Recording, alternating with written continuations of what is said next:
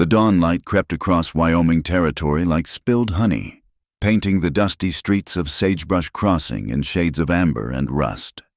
June Hollis had been awake for an hour already, stoking the forge until the coals glowed white-hot, the familiar smell of burning charcoal and iron filling her lungs. She wiped sweat from her brow with the back of her hand, leaving a streak of soot across her forehead. "Easy now, Duke," she murmured to the black stallion shifting nervously in the cross ties. The horse belonged to the mail coach company, and its temperament matched its midnight coat, dark and unpredictable. June gripped the horse's hoof between her knees, examining the worn shoe that needed replacing. "That beast'll kick your head clean off, missy." The voice came from behind her, dripping with condescension. June didn't look up. She'd heard variations of this warning 100 times. "Then I reckon he'll have to get in line behind all the folks wanting to do the same." She pulled her hammer from her leather apron and began removing the old nails with practiced efficiency. The man, one of the coach drivers, spat tobacco juice into the dirt. "Ain't natural. A woman doing man's work. Your daddy must be spinning in his grave."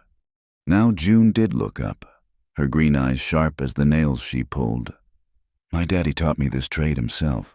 Said the only thing unnatural was folks thinking they knew better than the Almighty about what a person could or couldn't do." The driver muttered something under his breath and stalked off. June returned to her work, the rhythmic ping of her hammer against iron drowning out his retreating footsteps. Duke, surprisingly, had settled under her confident hands. She'd just fitted the new shoe when she heard the lowing of cattle in the distance. A dust cloud rose on the horizon, growing larger as it approached town. A cattle drive, not unusual for this time of year, but earlier than most. June secured Duke's hoof and straightened, her back protesting from the bent position. The herd moved like a brown river down Main Street, guided by a dozen riders who looked as dusty and worn as their mounts. At the head rode a man who sat his horse like he was born in the saddle, even covered in trail dirt. There was something about the way he carried himself, alert but relaxed, authoritative without being showy. June watched as he dismounted near the livery stable, his movements fluid despite what must have been days in the saddle. He spoke quietly to his men, who began moving the cattle toward the holding pens outside town. Then he turned, scanning the street until his gaze landed on her forge. He approached with an unhurried gait, spurs jingling softly. Up close, June could see the weathered lines around his eyes, the kind that came from years of squinting into prairie sun. His hat shadowed his face, but she caught a glimpse of dark hair shot through with premature silver. "Morning, ma'am. Name's Colt Merrick." He touched the brim of his hat. "I'm looking for the blacksmith." "You found her." June crossed her arms, waiting for the inevitable surprise or disapproval. To his credit, Colt's expression barely changed, his eyes a shade of blue that reminded her of winter sky took in her leather apron, the hammer in her hand, the forge glowing behind her. "Well then, I've got a proposition for you. Got a wagon with a cracked axle and about half my horses need reshoeing. We're pushing through to Cheyenne, and I need the work done quick and done right." "How quick?" 2 days, 3 at most. I'll pay double the going rate for the rush job." June considered. It would mean working through the night, but she needed the money. The property taxes were coming due, and business had been slower than usual. "I can do it, but I'll need half up front for materials." "Fair enough." Colt reached into his vest pocket and pulled out a leather pouch. He counted out silver dollars without haggling, which told June he was either desperate or honest, maybe both. As she took the money, their fingers brushed briefly. His hands were calloused, working hands like hers. "Bring the wagon around back. I'll start on the horses this afternoon." "Appreciate it, Miss..." "Hollis, June Hollis." "Miss Hollis." He tipped his hat again and turned to go, then paused. "You do specialized work. Got a horse with particular needs, likes a lighter shoe with a rolled toe." June's eyebrows rose slightly. Most cowboys didn't know enough about farrier work to make such specific requests. "I can do that. You know your horses. Mr. Merrick. Have to. They're the difference between making it home and feeding the buzzards out here. His smile was brief but genuine. I'll bring them by this afternoon. As he walked away, June found herself watching the easy roll of his shoulders, the confident set of his stride. She shook her head and turned back to her forge. She didn't have time for such foolishness. The morning sun climbed higher, and June lost herself in the familiar rhythm of work. She'd just finished shoeing a pair of draft horses for the general store when she heard the unmistakable sound of expensive boots on her shop's wooden planks. June, June, June. Jarvis Blackthorn's voice slithered through the air like oil on water. Working hard as always. I see. June kept her back to him, focusing on banking the coals in her forge. What do you want, Jarvis? Now. Is that any way to greet a member of the town council? He moved closer, and June could smell his cologne too sweet, like flowers left too long in the sun. I've come with a friendly proposition. Not interested. You haven't even heard it yet. His tone shifted, harder now. The council's been discussing the new tax assessments. Seems your little shop here is sitting on prime real estate. Taxes are going up way up. Now June did turn, her jaw set. The taxes were set 6 months ago. You can't just change them. Jarvis smiled, showing too many teeth. Oh, but we can. Emergency session last night. Infrastructure improvements. They're calling it. Of course, if you were to sell to the right buyer, they might be willing to work out a more reasonable arrangement for the transition. Let me guess you're the right buyer. I do have interests in ensuring the town's blacksmithing needs are met efficiently. He examined his manicured nails. One centralized operation would be so much better than all these little independent shops. June's hand tightened on her hammer. Get out. 30 days. June, that's when the new assessment comes due. I'd hate to see the bank foreclose on your father's legacy. The door darkened as someone else entered. Everything all right in here? Alma Pike's voice cut through the tension like a blade. The sheriff stood in the doorway, her hand resting casual-like on her gun belt. Jarvis's smile never wavered. Sheriff Pike, just conducting some town business. Sounded more like conducting some threats to me. Alma stepped inside, her gray hair pulled back in a severe bun that somehow made her look more formidable rather than less. You want to tell me about this emergency session? Jarvis, funny, how I didn't hear about it. Being on the council and all. Must have been an oversight. You know how these things go. Jarvis adjusted his string tie. I'll be going now. Think about my offer. June. After he left, Alma studied June with knowing eyes. He's getting bolder. He's getting desperate. More like, must need my land for something particular if he's pushing this hard. You be careful. Men like Jarvis don't like being told no. Alma paused at the door. And June might want to check your tax notices real careful when they come. Make sure everything's official. Alone again. June stared at the spot where Jarvis had stood. Her father had built this forge with his own hands, had taught her everything she knew within these walls. She'd be damned if she'd let some snake in a fancy suit take it from her. That afternoon, Colt returned as promised, leading a string of horses. June watched him handle each animal, noting the gentle way he spoke to them, the patience in his movements. One mare was particularly skittish, dancing sideways every time June approached. Juniper's had some bad experiences, Colt explained, holding the mare's head. Previous owner was heavy-handed with the shoeing. I've got some tricks. June moved slowly, letting Juniper smell her hands, the leather of her apron. She hummed low, a tune her mother used to sing, and gradually, the mare settled. Colt watched with evident interest. Where'd you learn that? My mother, she had a way with nervous creatures. June didn't mention that her mother had been Shoshone, that the song was older than any of the buildings in Sagebrush Crossing. Some things were better kept close. They worked in companionable silence after that, Colt holding horses while June shaped shoes on her anvil. The ring of hammer on iron created a steady rhythm, almost musical in the afternoon heat. "You're good at this," Colt observed after watching her fit a particularly challenging shoe. "Have to be. It's all I've got." The words came out more bitter than she'd intended. "Nothing wrong with that. Man needs something he can take pride in." He paused. "Or woman, as the case may be." June looked up from her work, surprised by the easy acceptance in his tone. "Most folks think otherwise." "Most folks think a lot of things that ain't necessarily so." Colt's smile was crooked. "I've found it's better to judge people by what they do rather than what others think they should do." As the sun began its descent toward the mountains, painting the sky in shades of orange and pink, June finished the last horse. Her arms ached, and she knew she'd be working late into the night on that wagon axle.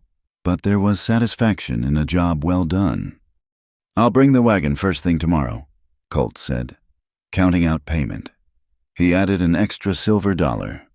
"For the quick work, I quoted you a fair price, and I'm paying what I think it's worth." He pressed the coin into her hand. "Besides, my horses haven't stood this quiet for shoeing in years. That's worth something extra." After he left, June found herself holding that extra dollar, running her thumb over its worn surface.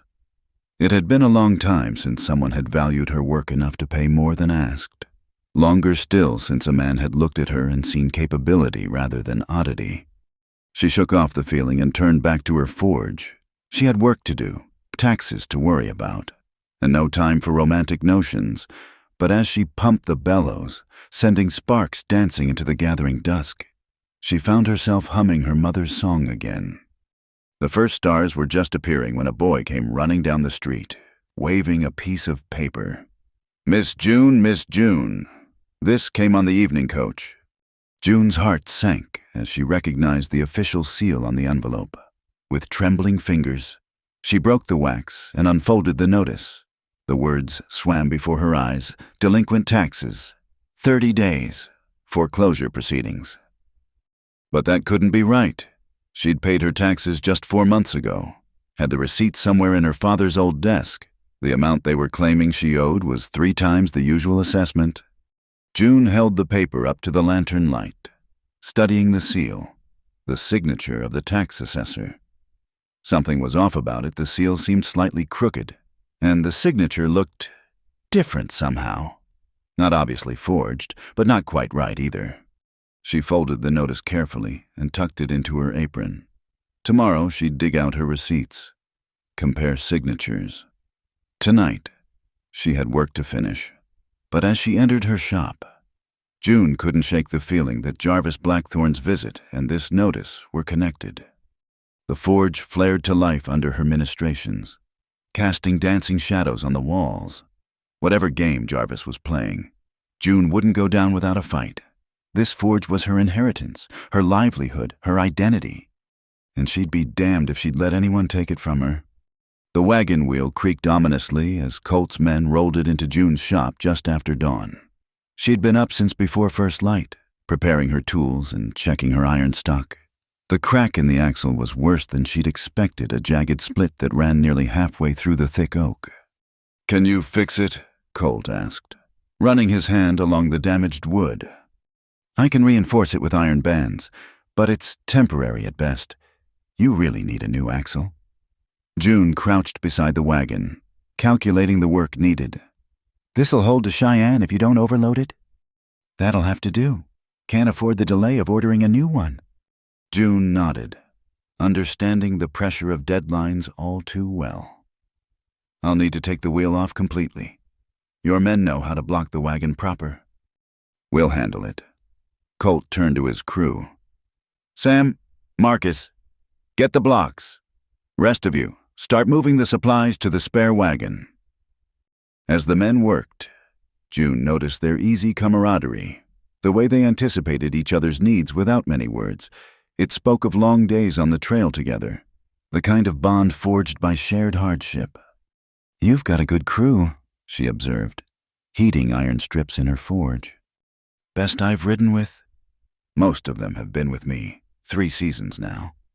Colt helped steady the wagon as his men positioned the blocks. That's rare in this business. Why do they stay? Colt considered the question while June began shaping the first iron band. Fair wages help, but I think it's more than that. I try to treat them like men, not cattle. Amazing how loyalty grows when you water it with respect. The morning wore on. The shop filling with the ring of hammer on anvil and the smell of hot metal. June found herself enjoying the company more than she'd expected. The cowboys shared stories while they worked. Tales of stampedes and river crossings, of nights under stars so bright they hurt to look at. You ever think of settling down? Sam asked Colt during a water break. Getting yourself a little spread somewhere. Sometimes, Colt admitted, his eyes finding June as she worked. When I find the right place, right reason. June felt heat rise to her cheeks that had nothing to do with the forge. She bent her attention back to her work, carefully fitting the hot iron band around the cracked axle. It was nearly noon when she heard horses approaching fast. Too fast for town limits. She looked up to see 3 riders pulling up hard in front of her shop, their horses lathered with sweat. Fire! One of them shouted. June's woodshed is burning! June dropped her hammer and ran. The woodshed stood or had stood behind her shop, containing her winter's supply of charcoal and coal for the forge. Without it, she couldn't work. By the time she reached the shed, flames were already consuming the roof. Her neighbors had formed a bucket brigade, but June could see it was hopeless. The dry wood and charcoal had turned the structure into a tinderbox. Stand back. Alma Pike appeared, taking charge of the scene. Tom, get that wagon moved before the sparks catch. Sarah, wet down the roof of June's shop. We need to keep this from spreading. June stood frozen, watching months of carefully gathered supplies turn to ash. Without coal, she couldn't run the forge hot enough for ironwork. Without the forge, she couldn't work. Without work. Here. A blanket settled around her shoulders. She looked up to find Colt beside her, his face grim. Any idea how it started? The shed was fine when I left this morning. June's voice sounded hollow to her own ears. I always bank the forge carefully. Make sure no sparks. This wasn't your forge. Alma approached, holding something in her gloved hand. Found this near the back wall. Lamp oil bottle. Still has some residue. The sheriff's eyes were hard as flint. This was set deliberate. June's knees nearly buckled. First the tax notice, now this. The message was clear sell or be burned out. You can use my emergency supply. Old Herr Vogel called out. The German blacksmith from the other end of town pushed through the crowd, his weathered face creased with concern. It's not much, but it will keep you working a few days. I can't take your supplies. Herr Vogel. Bah! He waved away her protest. Your father helped me when I first came here. Could barely speak English. Now I help his daughter. This is how it should be. Others began offering what they could, a bag of charcoal here, some wood there. It wouldn't replace what she'd lost, but it might keep her going until she could order more supplies from Cheyenne. I've got connections with the freight companies, Colt said quietly. I can get you coal at cost. Have it here within a week. June looked at him, this near stranger offering help without being asked, without expecting anything in return. Why? Because it's the right thing to do. He paused, then added, and because I recognize a setup when I see one. Someone wants you out of business bad enough to risk arson? In my experience, that means you're standing in the way of something they want. As the crowd began to disperse, Alma pulled June aside. You still got those tax papers? In my father's desk. Good. Bring them by my office later. And June, the sheriff's expression was deadly serious, might want to start keeping a gun handy. That afternoon, June tried to return to work, but her hands shook every time she picked up her hammer. Colt noticed and called a break, sending his men to get food while he helped her clean up the mess from the morning's excitement. You don't have to do this, June said as they swept ash and debris. My mama raised me to be useful. He paused in his sweeping. Besides, I've been where you are, having everything you've worked for threatened, feeling like the world's bearing down on you. What did you do? Fought back. Not always smart about it, but I fought. His smile was rueful. Course, that's what got me drummed out of the cavalry. June stopped sweeping. You were military? Captain, 2nd Cavalry, 5 years chasing shadows in the territories. He resumed working, his movements sharp. Then came orders I couldn't follow. Civilian wagon train had camped near Sacred Crow burial grounds. Command wanted them moved by force. When I refused, suggested we negotiate instead. He shrugged. Well, the Army doesn't much care for officers who think too much. What happened to the wagon train? Another officer carried out the orders. 3 dead, including a child. The words came out flat, controlled. I resigned my commission the next day. June absorbed this, understanding now the weight he carried in those strong shoulders. I'm sorry. Don't be. I sleep better now, even on the hard ground. He managed a genuine smile. And it led me here, so maybe it was meant to be. They worked in comfortable silence after that, and June found the familiar routine of cleaning and organizing helped steady her nerves. By the time Colt's men returned, she felt ready to tackle the wagon repair again. The afternoon sun beat down mercilessly as she fitted the iron bands around the cracked axle. It was precise work, requiring exact measurements and careful hammering. One wrong strike could crack the wood further. Steady there. Colt held the axle in place while she positioned the final band. Their hands brushed as they worked, and June felt that spark again, stronger than before. Almost done, she murmured, trying to focus on the iron rather than the way Colt's presence seemed to fill the space beside her.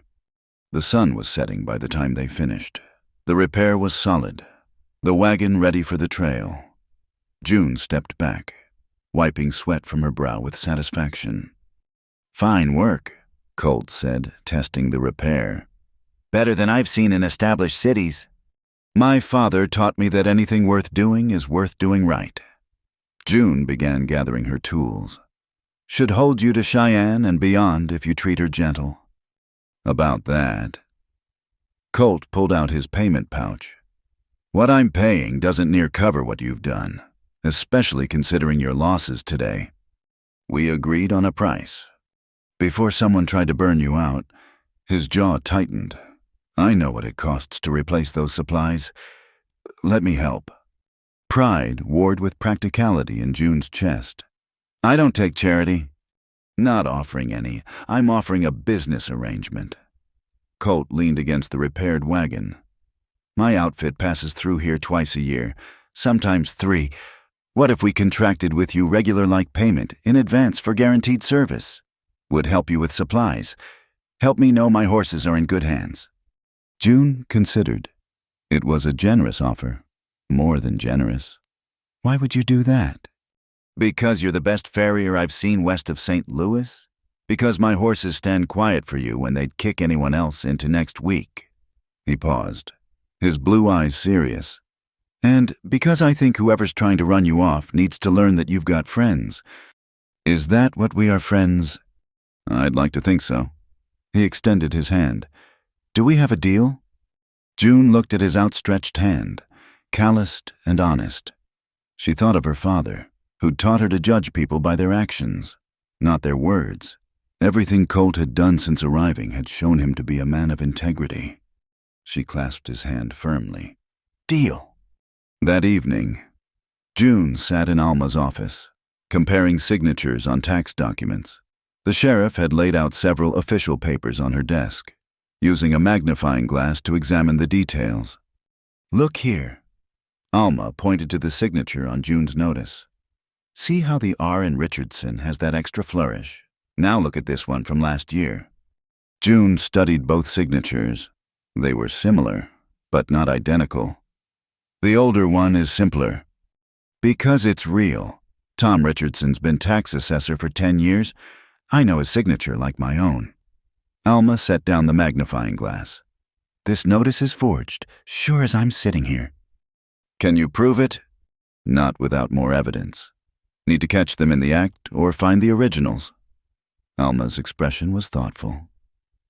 June, has anyone besides Blackthorne approached you about selling? No, just him. Interesting. The sheriff made a note. I've been watching Jarvis for a while now. Too many coincidences around his business dealings. Problem is, he's careful. Covers his tracks. So what do I do? Keep your head down and your eyes open.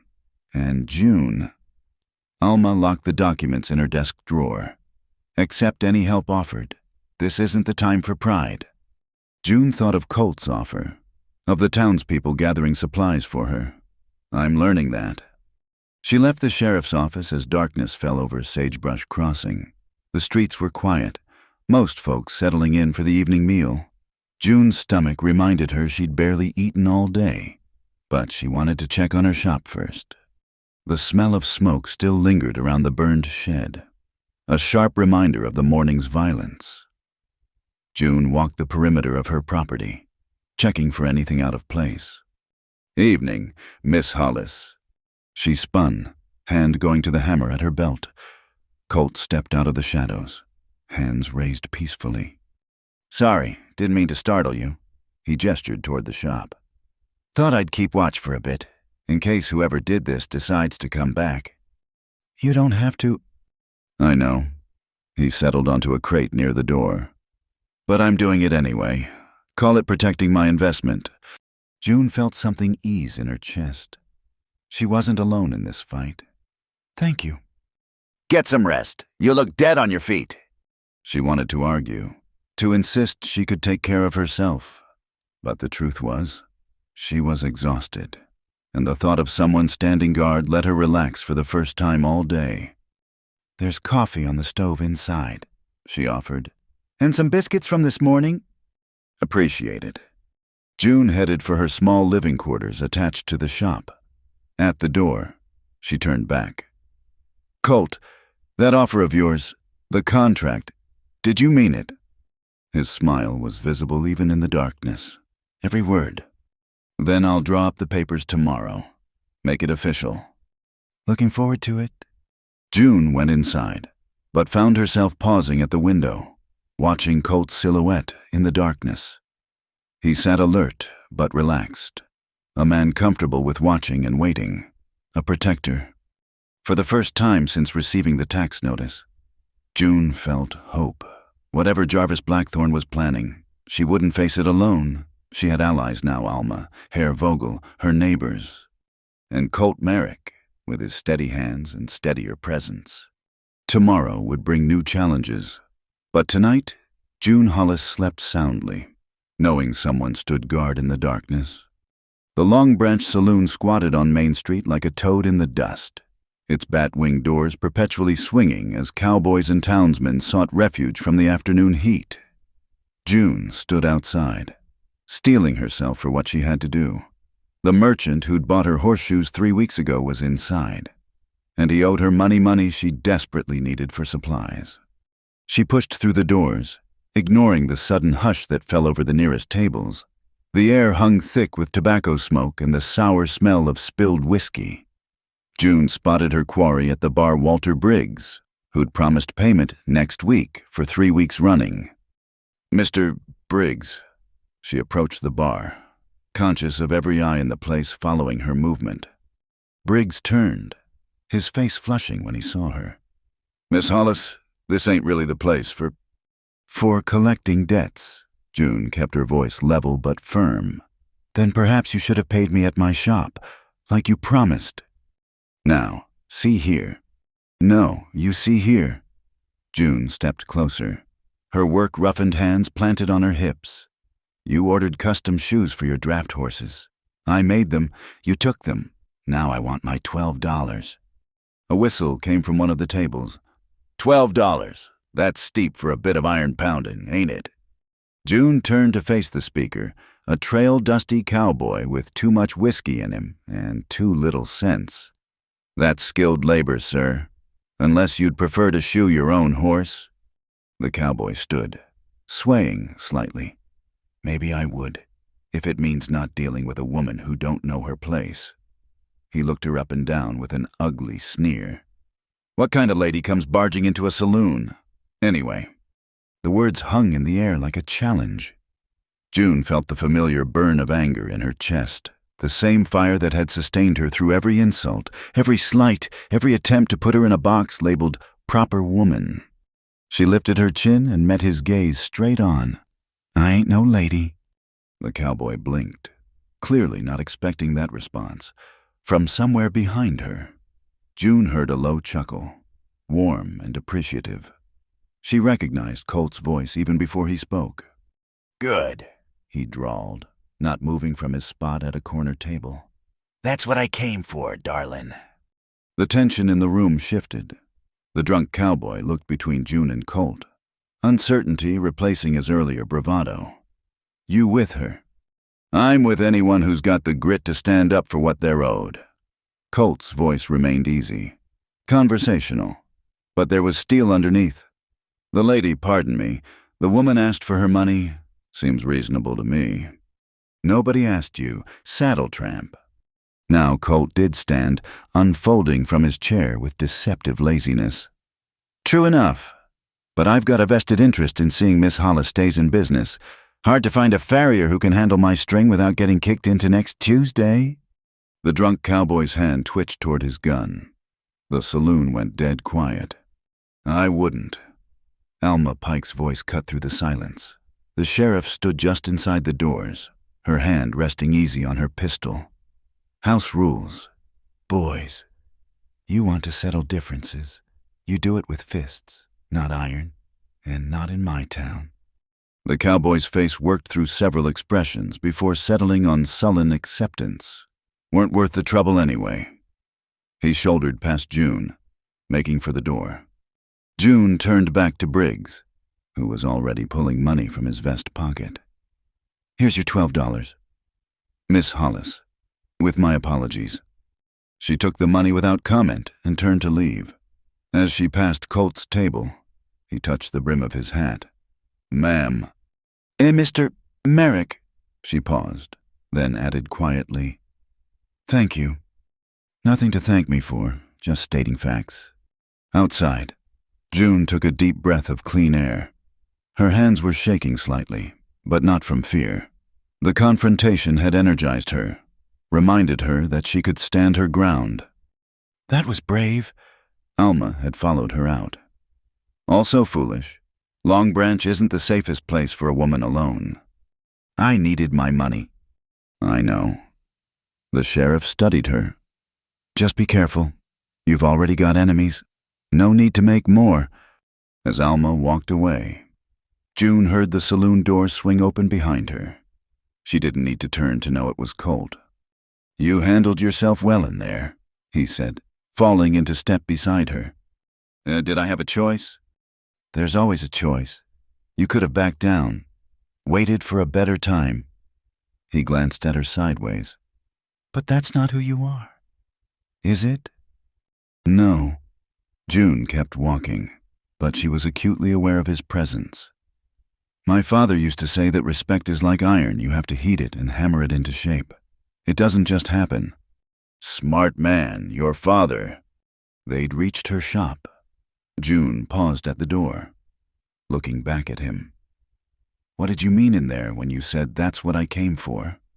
Colt's smile was slow and genuine. I meant I came to Sagebrush Crossing looking for someone real, someone who says what they mean and stands by it. He touched his hat brim again.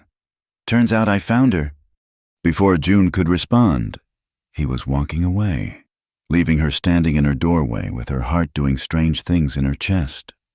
The next few days passed in a blur of work. Word had spread about the confrontation in the Long Branch, and June found herself with more business than usual. Some came out of curiosity, wanting to see the woman who'd stood up to a drunk cowboy. Others came out of respect. Heard you gave Walt Briggs what for, said Tom Hannigan as June fitted new shoes to his plow horse. About time someone did. He owes half the merchants in town.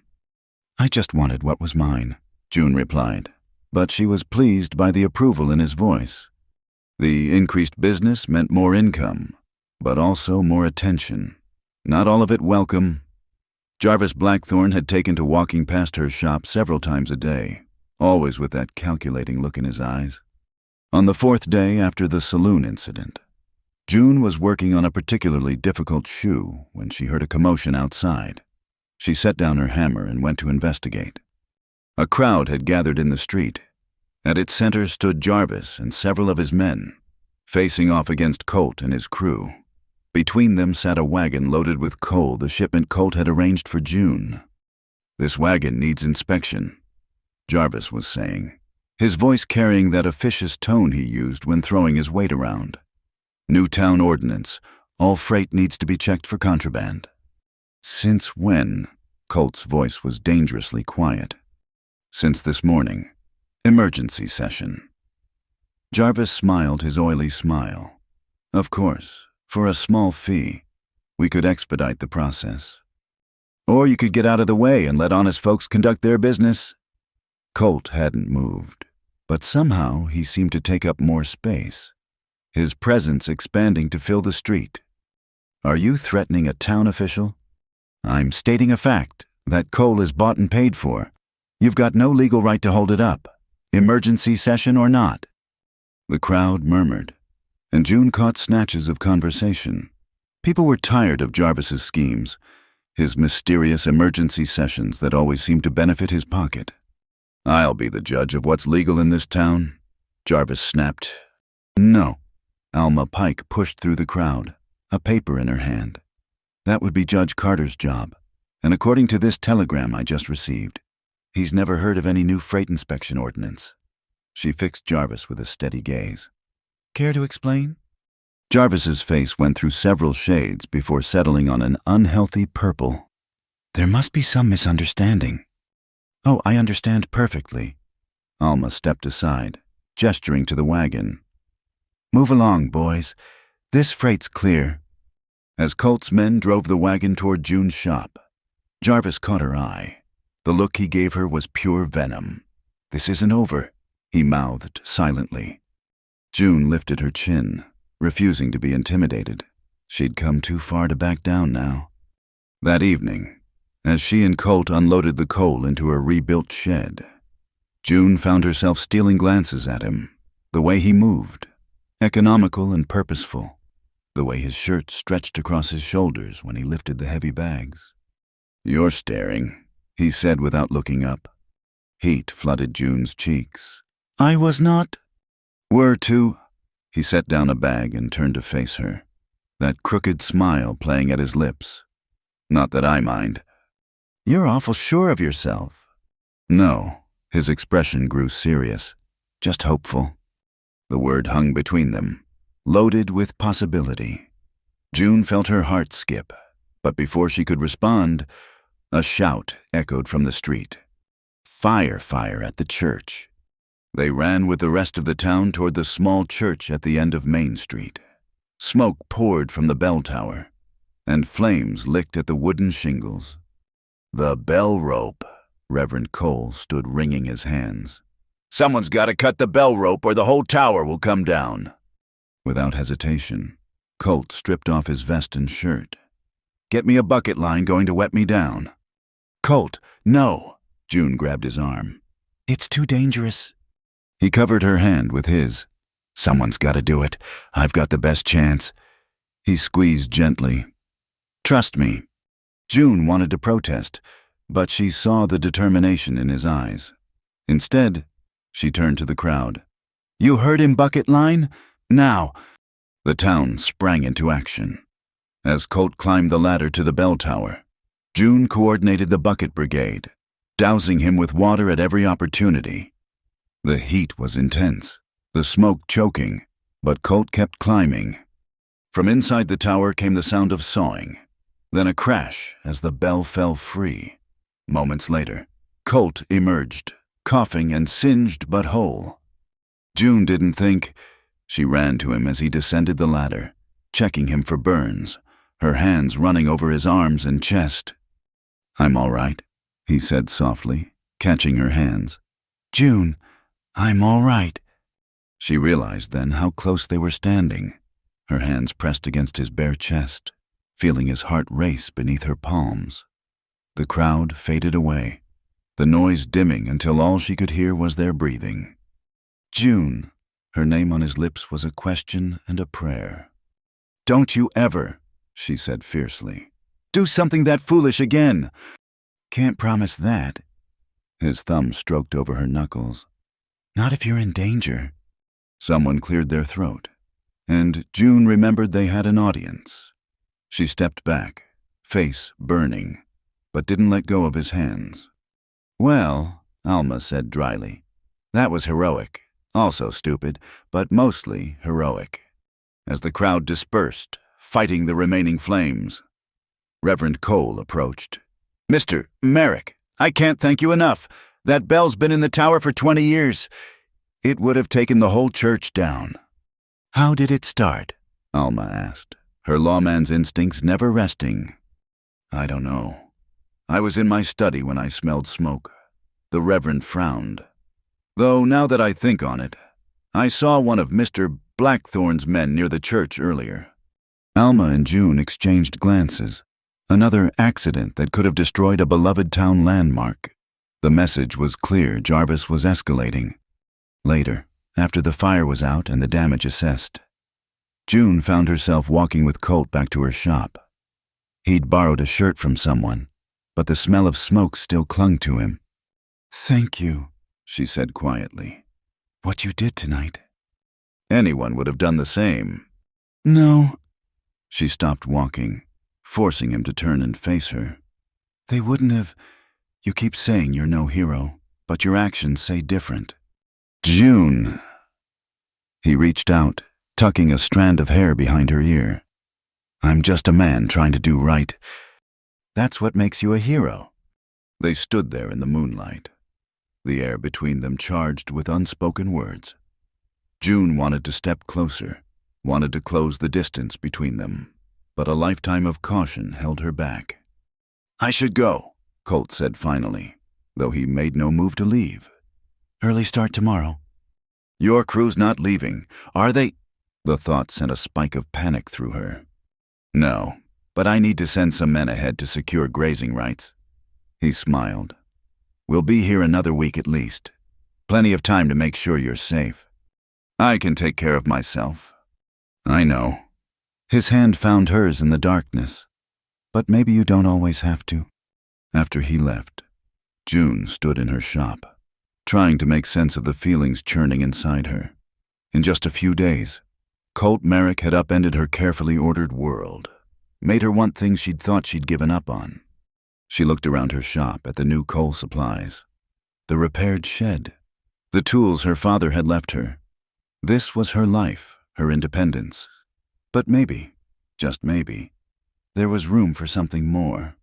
Outside, thunder rumbled in the distance, promising rain. Change was coming to Sagebrush Crossing, whether in weather or circumstance. June just hoped she was strong enough to weather it. As she banked the forge for the night, she found herself humming not her mother's Shoshone lullaby, but a new tune, one that seemed to match the rhythm of her heart when Colt was near. Tomorrow would bring new challenges, but tonight, June Hollis allowed herself to hope. The hailstorm struck without warning. June had just finished shoeing Mayor Patterson's mare when the first ice pellets began falling, small as peas at first, then growing to the size of walnuts. The temperature plummeted 20 degrees in as many seconds. "Get those horses under cover," Colt's voice carried over the rising wind. His cattle, grazing in the meadow outside town, bellowed in panic as hail pelted their hides. June didn't hesitate. She grabbed a rope and plunged into the chaos, her split skirt allowing her to move freely. The world had turned white and violent, ice balls striking with bruising force. She caught sight of a calf separated from the herd, bawling in terror. "Easy, little one." She looped the rope around its neck, pulling it toward the shelter of the livery stable. The hail stung her face and arms, but she kept moving. This wasn't about being a lady or being proper. This was about saving lives. Through the white curtain of hail, she saw Colt on horseback, wheeling and turning as he drove cattle toward shelter. His men worked alongside him, but they were outnumbered by the panicking animals. A steer broke from the herd, charging blindly toward the mercantile where children often played. June dropped the calf's rope and ran, waving her arms to turn the animal. "Huck, get back!"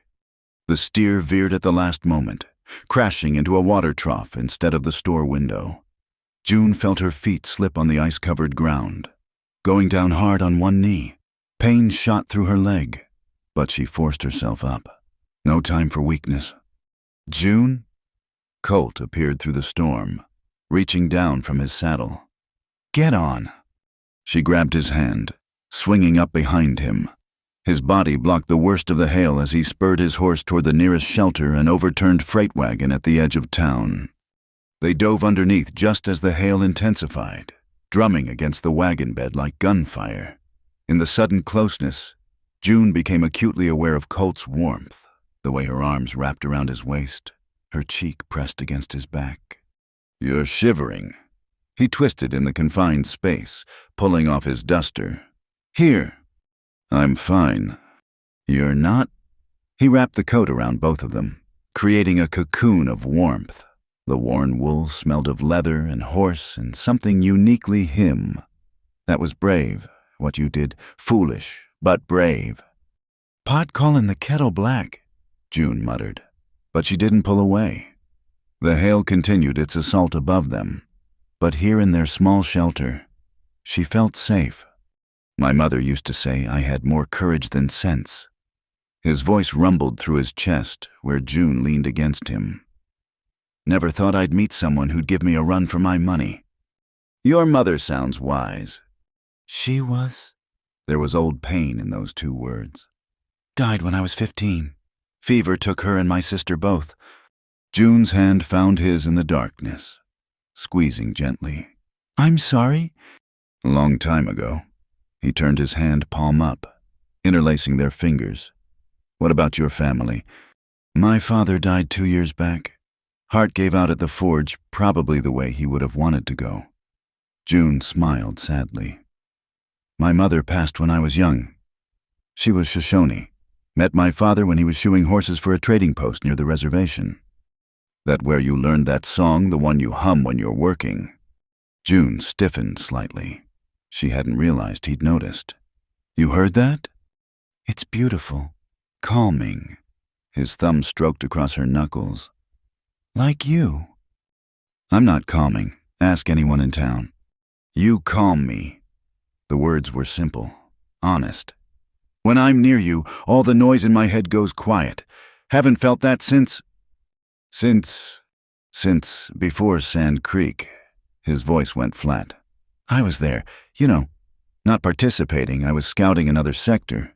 But I saw the aftermath. Women and children." He stopped, jaw clenching. "That's when I started questioning orders, questioning everything." June understood now why he'd refused the order to forcibly remove the wagon train. Some horrors carved permanent marks on a man's soul. "You're not responsible for what others did," she said softly. "No, but I'm responsible for what I didn't do. Didn't speak up soon enough, loud enough." He shifted, looking at her in the dim light. "That's why I can't stand by when I see wrong being done. Not anymore." The hail was lessening. Individual strikes rather than the constant barrage. Through the wagon's gaps, June could see people emerging from shelter, assessing damage. "Looks like it's passing," she said, though she made no move to leave their shelter. "Seems so." Colt didn't move either. "June, what I said the other day, about finding what I came for." "Don't," she placed a finger against his lips. "Don't say things you might regret when the sun's shining again." He caught her hand, pressing it against his cheek. "The only thing I regret is not saying it sooner. I've been drifting for 3 years, June, until I walked into your forge and found a woman who looked at the world straight on, who worked with her hands and spoke her mind and didn't apologize for any of it. Colt, I know it's too fast. I know you've got troubles enough without me adding to them." His eyes searched hers. "But I need you to know whatever happens with Blackthorn, with your shop, I'm not going anywhere, not unless you tell me to. June's heart thundered louder than the fading hail. And if I don't tell you to, then I'll be right here for as long as you'll have me. The space between them hummed with possibility. June leaned forward, drawn by something stronger than caution. But just before their lips met, a shout broke the spell. "Colt, we need you, Sam's horse went down." Duty called, as it always did. They scrambled from beneath the wagon, June handing back his coat. "Keep it," he said, "I'll be fine." She watched him run toward his injured man, taking charge with quiet efficiency. The coat hung heavy on her shoulders, still warm from his body. June pulled it close, allowing herself one moment of weakness before squaring her shoulders and going to help. The damage from the hailstorm was extensive. Windows broken, crops flattened, animals injured. June worked alongside the townsfolk, using her medical supplies to treat cuts and bruises on both humans and horses. "That was something," Herr Vogel said as they bandaged a mare's flank. "Never seen hail like that in August?" "Nothing's been normal this year," June agreed. First drought, now freak storms, as if nature itself conspired with Jarvis Blackthorne to drive people from their homes. As evening fell, she found herself back at her forge, heating metal to repair damaged horseshoes. The familiar work soothed her nerves, gave her hands something to do besides remember how Colt's had felt holding hers. "Knock, knock!" A young voice called from the doorway. Eli Merrick stood there, hat in hand, looking like a younger, softer version of his brother. "Colt sent me to check on you, see if you need anything." "I'm fine, thank you." June set down her hammer. "How's Sam?" "Bruised ribs, but he'll live. Horse broke its leg, though had to." Eli trailed off, but June understood. A horse with a broken leg meant only one thing out here. "I'm sorry." "Part of life on the trail." But the young man's eyes were troubled. "Colt says you were brave today. Says you saved that Jameson kid from getting trampled. Anyone would have done the same." "No, ma'am, they wouldn't." Eli shifted his weight. "Most folks would have looked after their own skin first. Colt says that's what makes you special." June felt heat rise to her cheeks. "Your brother talks too much." Eli grinned, looking even younger. "He talks about you plenty, that's for sure. Haven't seen him this sparked up about anything since." The smile faded. "Well, in a long time." "Eli," June chose her words carefully. "What happened with the cavalry? Does he ever talk about it?" "Not much, just know it changed him. He used to laugh more. Before, used to believe in things." Eli met her eyes. "Starting to see some of that come back lately, though." Before June could respond, another voice interrupted. "Eli, there you are, boy." Jarvis Blackthorne strode into the forge like he owned it, which June supposed was his ultimate goal. Behind him trailed two of his hired men, their hands resting casually on their gun belts.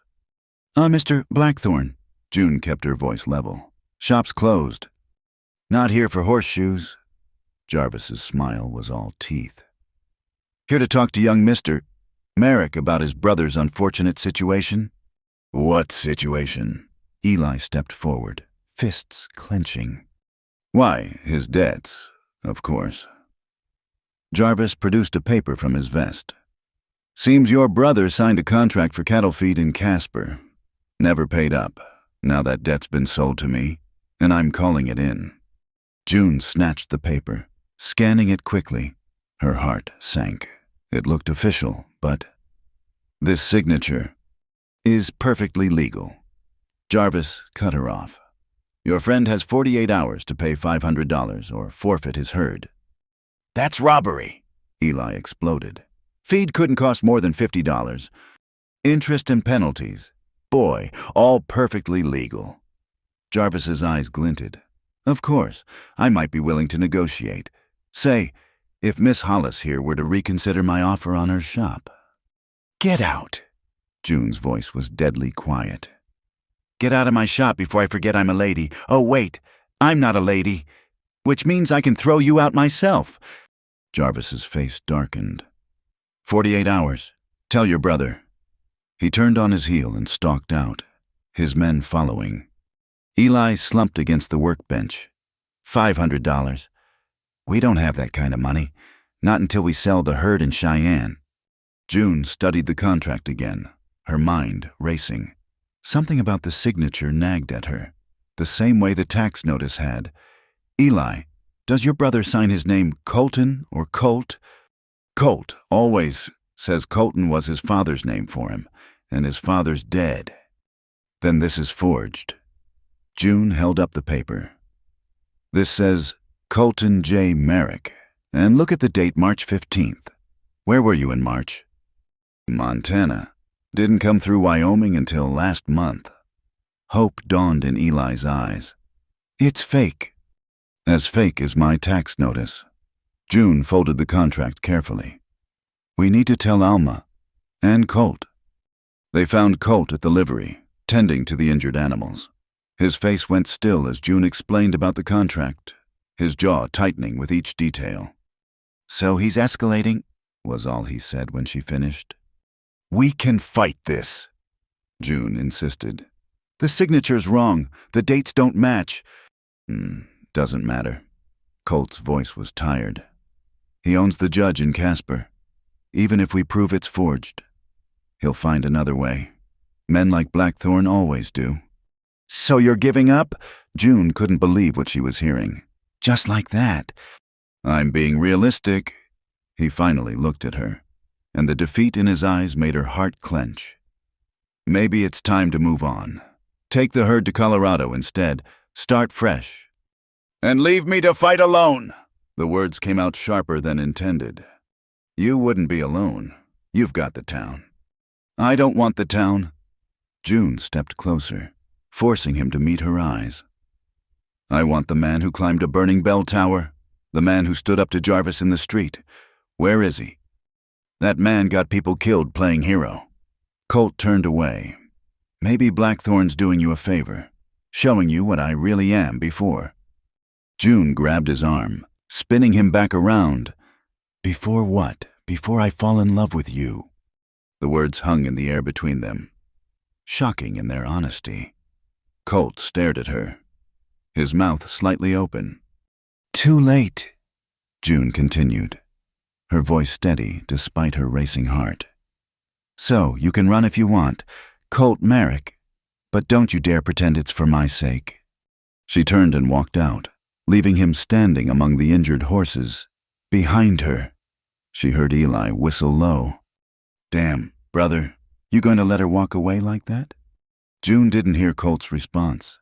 She had work to do, a forgery to expose, and a heart to guard against hoping for too much. But as she entered her shop, she found herself touching the collar of his coat, still draped over her shoulders. Whatever happened next, she'd said her piece. The next move was his.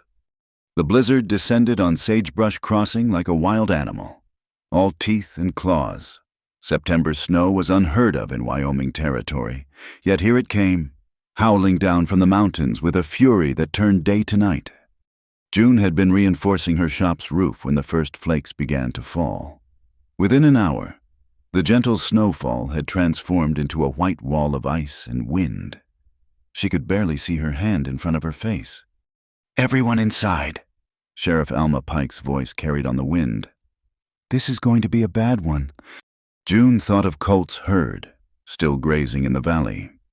The cattle would be trapped, buried alive if they didn't find shelter. She grabbed a coil of rope from her shop and headed for the door. Where do you think you're going? Alma caught her arm.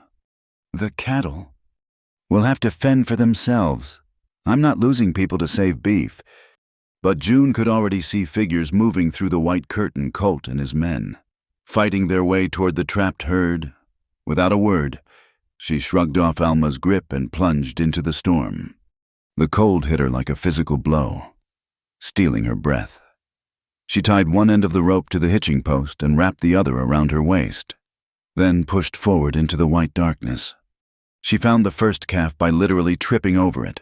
The animal was already half buried. bawling weakly. June dug it out with her hands, the cold burning through her leather gloves. She couldn't carry it alone, but she could mark its location. "Here!" she shouted into the wind.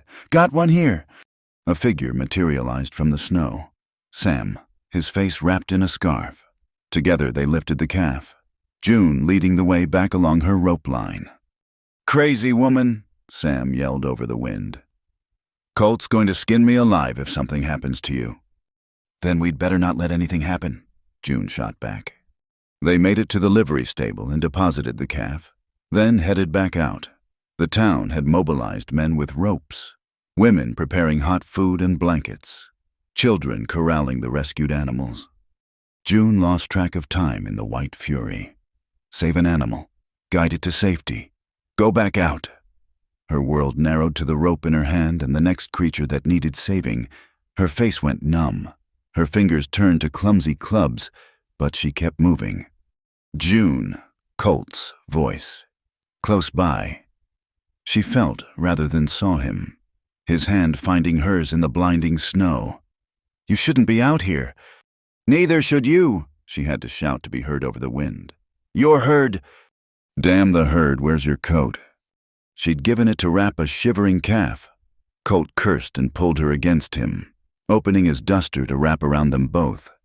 For a moment, the wind lessened, and she could breathe. "The children," she gasped.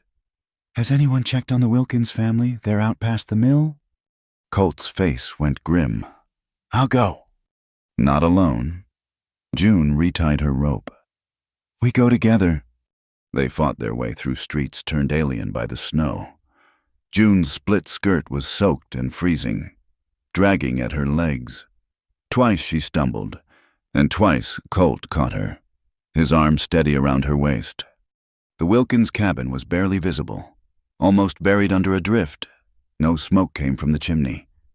June's heart sank. They dug through the snow blocking the door, finally breaking through to find the family huddled around a dead fireplace. Mrs.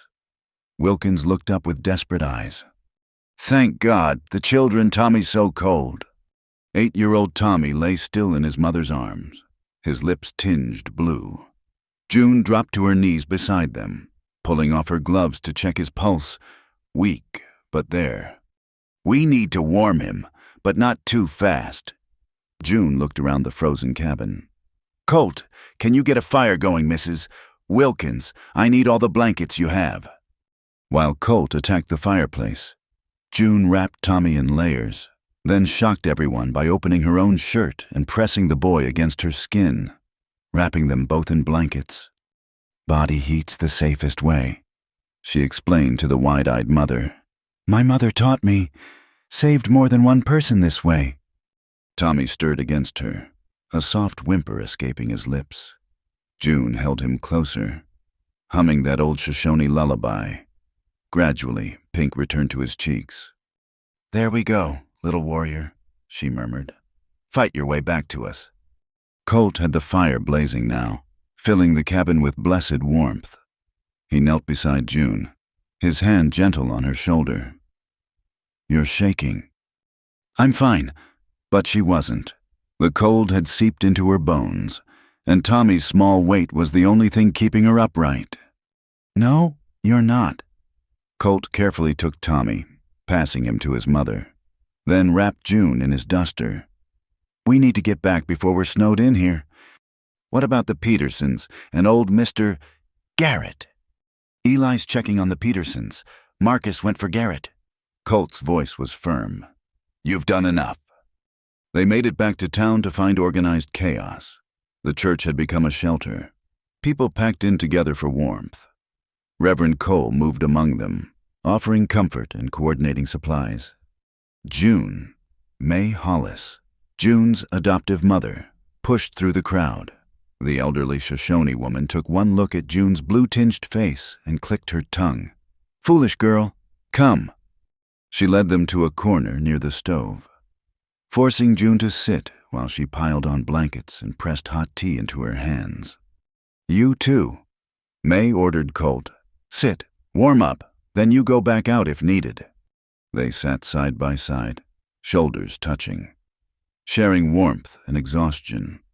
Around them, the town pulled together, sharing food, tending injuries, comforting frightened children. "Look at them," June murmured. "Jarvis thinks he can break us, but he doesn't understand. This is what we are. We take care of each other." "Is that what we do?" Colt's voice was soft. "Take care of each other." June turned to look at him. Ice crystals clung to his eyelashes, and a cut on his cheek was just beginning to scab over. Without thinking, she reached up to touch it gently. "Yes," she said simply. "That's what we do." His hand covered hers, pressing it against his cheek. "June, what you said yesterday—" A commotion at the church door interrupted them. Jarvis Blackthorne stood there, snow-covered but imperious, flanked by his men. "I demand access to the grain stores," he announced, "for distribution to those who can pay fair market price." The church went silent. Then Alma Pike stood, hand on her gun. "The emergency supplies are for everyone. Jarvis, that's the law." "I am the law in this town." Jarvis's facade of control cracked. "And I say those who can't pay don't eat. Over my dead body." June found herself standing, despite her exhaustion. "You want to charge hungry people in the middle of a blizzard?" "Business is business, Miss Hollis, though I suppose someone like you wouldn't understand proper commerce." "I understand greed when I see it." June stepped forward, aware of Colt rising behind her. "And I understand that you're outnumbered about 50-1 right now." Jarvis looked around, seeming to notice for the first time the hostile faces surrounding him. Men who'd lost cattle, women whose children were hungry, all staring at him with undisguised contempt. "This isn't over," he snarled. "When this storm passes, you'll all remember who holds the debts in this town, who controls the contracts. And you'll remember who saved your worthless hide." Herr Vogel spoke up.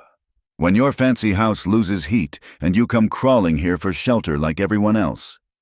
Jarvis turned on his heel and stalked out, his men scurrying after him. The tension broke, people returning to their tasks. But June noticed the look that passed between neighbors. Something had shifted. The town's patience with Jarvis was wearing thin. The blizzard raged through the night. June dozed fitfully against Colt's shoulder, waking periodically to help with newcomers seeking shelter or to tend the fire. Each time she woke, she found Colt watching her, his blue eyes soft with something that made her heart race. "Sleep," he murmured during one of these moments. "I've got watch." "Don't have to watch over me," she mumbled, already drifting again. "Yes," his voice followed her into dreams. "I do." Morning came slowly, the wind finally dying to reveal a world transformed. Snowdrifts reached the second story of some buildings. The landscape was alien, beautiful, and deadly. June joined the dig-out crews, working to clear paths between buildings. Her body protested every movement, but there was work to be done. Beside her, Colt wielded a shovel with grim determination. "Lost 12 head," he said quietly during a break. "Could have been worse." "I'm sorry." "Don't be. You helped save more than we lost. Tommy Wilkins is alive because of you." "He's alive because we worked together." June leaned on her shovel. "That's what Jarvis doesn't understand. He thinks money is power, but real power is—" She gestured at the townspeople digging together. "This." Speaking of Jarvis, Alma approached, her face grim. "Just got word. He's called an emergency town meeting for tonight. Says he's invoking some obscure law about debt collection during emergencies." "Can he do that?" "He can try." Alma's son, Maman Hendom. "Wanoti, your brother. But I've been doing some research of my own. June, I'm going to need those tax documents you showed me. And Colt, that forged contract." "You have a plan?" "Maybe, but I need more evidence, and I need the town behind us." Alma looked between them. "After what happened last night, I think we might have that. As the day wore on, June felt the shift Alma mentioned. People who'd barely spoken to her before stopped to thank her for helping during the storm. Men tipped their hats, women smiled, children waved shyly. You've won them over, May observed that evening as they prepared for the meeting. Showed them your true heart. I just did what needed doing. Yes, and that's exactly what won them. May adjusted June's hair, tucking it under the blue ribbon June used for work. Your father would be proud, as am I.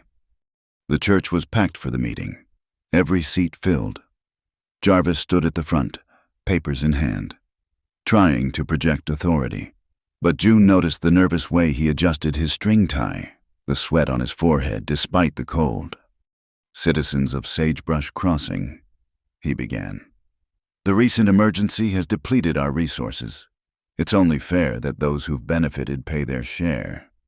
We all benefited, someone called out, by not freezing to death. Nevertheless, Jarvis continued through the murmurs. Debts must be paid. I'm calling in all outstanding notes. Tonight. In the middle of a blizzard recovery, Reverend Cole stood. Have you no Christian charity, sir? Business is business. Reverend, now, I have here... What you have, Alma Pike's voice cut through like a blade, is a problem. Jarvis. The sheriff stood. June and Colt flanking her. In her hands were folders thick with documents. See, while you were holed up in your warm house last night, I was doing some reading, fascinating stuff in the town charter about emergency provisions, and even more fascinating stuff in the territorial records about forged documents. Jarvis went pale. I don't know what you're implying. I'm not implying anything. I'm stating facts. Alma held up a paper. This is June's original tax receipt, and this is the forgery you filed. Pretty clever. But you made one mistake. You used modern ink. The chemical composition's all wrong for a document supposedly from last year. You can't prove... And this, Alma continued, holding up another document, is the real feed contract from Casper, signed by someone else entirely. Already paid in full. Colt Merrick never bought feed there because he was in Montana at the time. The crowd stirred, anger rippling through like a wave. Jarvis backed toward the door, but found his path blocked by burly townsmen. Sit down, Jarvis, Alma commanded. We're just getting started. What followed was a systematic destruction of Jarvis Blackthorn's empire of lies. Document after document, forgery after forgery, revealed by the sheriff's patient investigation. The crowd's mood grew darker with each revelation. You burned out the Hendersons, someone shouted. Forged their mortgage. Cheated my brother on that cattle deal, another voice added. Enough, Jarvis pulled a gun, waving it wildly. I built this town you owe me.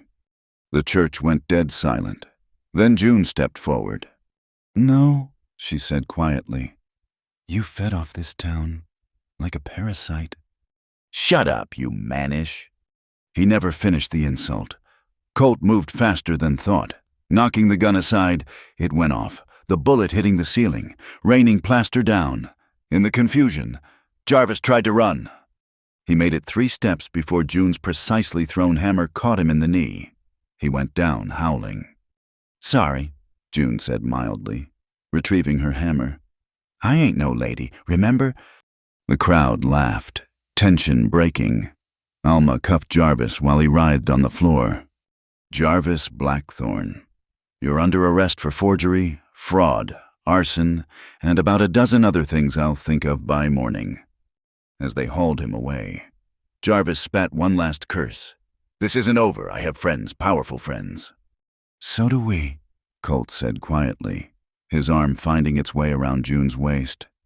The difference is, ours are real. The meeting dissolved into celebration. People hugged, cried, laughed with relief. June found herself passed from embrace to embrace, the town's acceptance warming her more than any fire. Later, as the celebration continued, June stepped outside for air. The snow had stopped completely.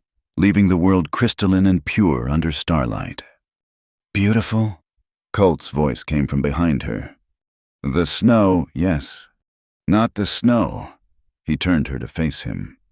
June, I need to say something. Colt. No, let me finish. When you said you were falling in love with me, I should have answered. Should have told you that I fell in love with you the moment you stood up to that drunk cowboy in the saloon. Maybe earlier.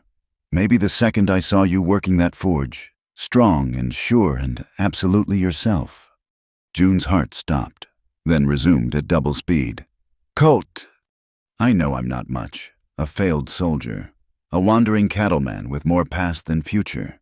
But I promise you this, I'll stand beside you. Fight for you. Build with you. If you'll have me.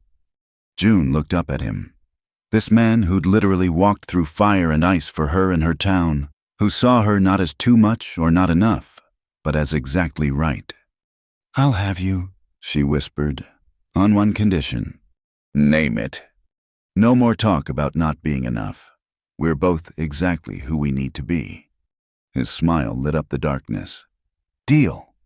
When he kissed her, it tasted of promise and tomorrow, and home, around them. The snow gleamed like hope itself, covering the old world in pristine white, ready for new beginnings. Inside the church, someone started singing. Others joined in, voices rising in harmony. June and Colt stood together, listening to their town, their families celebrate survival and justice and community. Tomorrow would bring challenges. Jarvis's threats about powerful friends might be real. The forged documents would need proper legal review.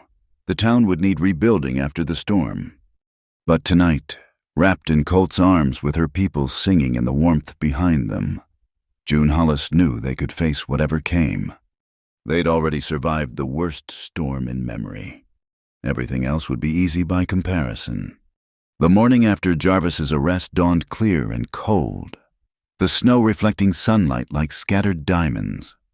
June sat at her father's old desk, carefully examining the forged tax notice under a magnifying glass Alma had lent her. Something about the paper itself bothered her, a detail she couldn't quite place. The watermark, she said suddenly, causing Colt to look up from where he was repairing a bridle. Look at this. She held the paper up to the light streaming through the window. See how the watermark shows the mill's symbol, Henderson Paper Mill, closed in 1874. This paper was supposedly issued in 1875, but it's printed on stock that was manufactured this year. How can you tell? My father taught me.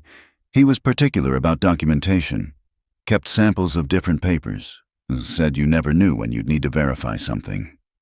June pulled out a wooden box from the desk drawer. See, here's real Henderson stock from 1873.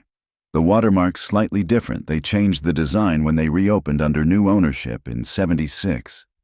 Colt whistled low. That's the kind of detail a forger might miss. Exactly, and if Jarvis made this mistake here?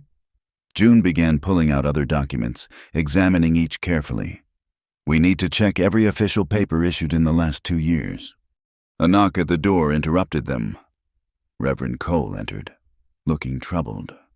June, Mr. Merrick, I'm glad you're both here. I've discovered something disturbing. He produced a leather-bound ledger. This was hidden in the church bell tower. I found it while assessing storm damage. It appears to be a second set of town records. June took the ledger, opening it carefully. Her eyes widened as she scanned the entries. These are all the real tax payments. Look, here's mine from 4 months ago. Properly recorded. And the Hendersons, the Garretts, even your feed payment, Colt. So someone was keeping accurate records while filing false ones officially. Colt reasoned. But why keep them at all? Evidence. Alma's voice came from the doorway. She entered, bringing the cold air with her. Someone was documenting Jarvis's crimes. The question is, who? Whoever it was took a terrible risk. Reverend Cole said, if Jarvis had found these, he'd have burned them. June finished, like he burned my woodshed.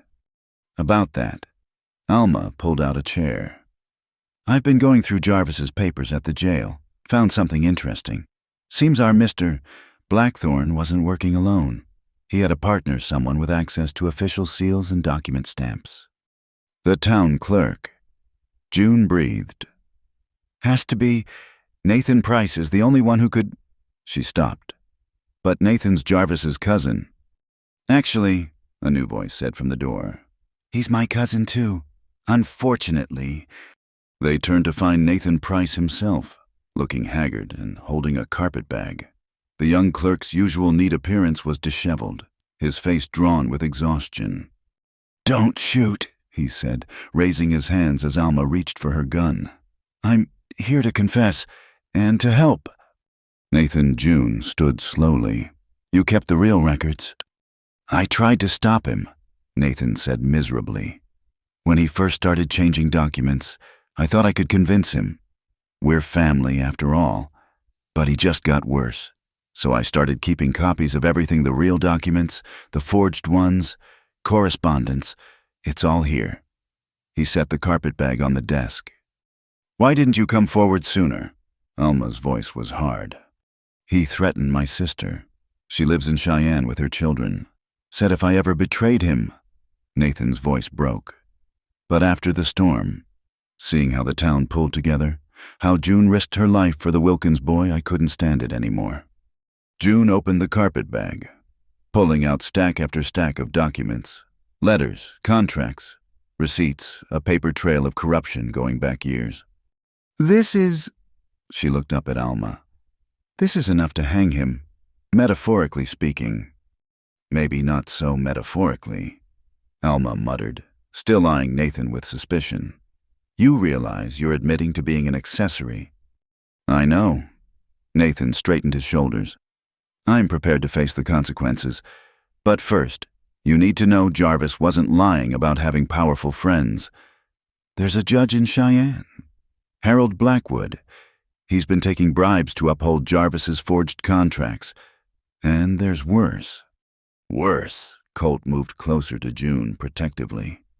Jarvis has hired guns coming. The Corrigan brothers. They're due any day now to enforce his claims. Nathan pulled out a telegram. This came yesterday. June read it aloud. Collection approved. Brothers en route. Ensure all documents destroyed before arrival. H.B. Harold Blackwood. Alma confirmed. We need to move fast. Nathan, you're coming with me to make an official statement. June, Colt, can you go through these documents? We need everything organized before. The sound of horses interrupted her. Many horses, moving fast.